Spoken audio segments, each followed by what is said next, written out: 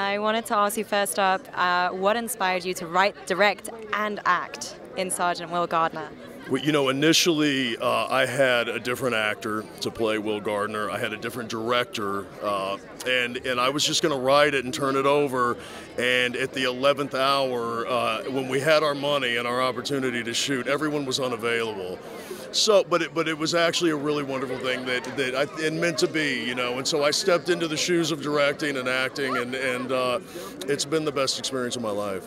Everything does happen for a reason, and in the end of the day, you managed to have your son with you on set and also play a role. Talk to us about that experience. You know, he petitioned very hard for the role, and he did an amazing job. He came in, he stole the last quarter of the film from everyone. He doesn't want to act; he just wants to play soccer, but he's great. Oh, that's amazing.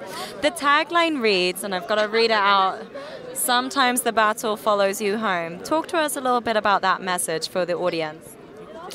Well, you know, this is inspired by a relationship that I started during a USO tour in Iraq with an Army Ranger, and he had a very difficult time in combat. He survived 2 IEDs, and when he came back, a very difficult time reintegrating.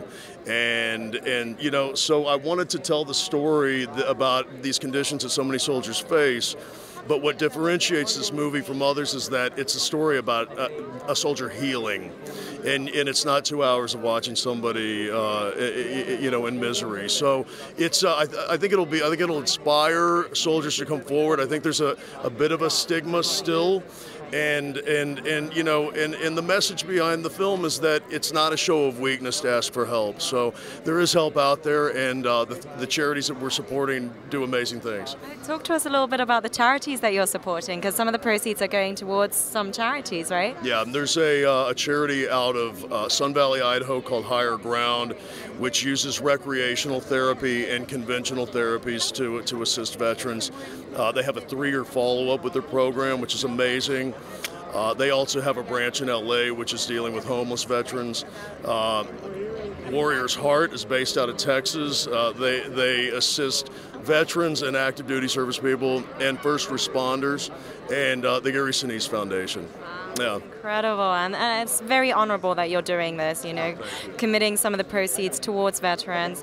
What would you like to see happen in this year, 2019, intentions and goals for yourself?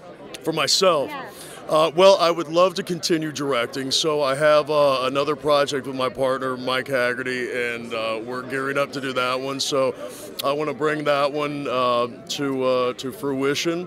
And it's not Coyote, is it? It's not what? Coyote. No, Coyote, yes. That's exactly what it is. Yeah. Nicely done.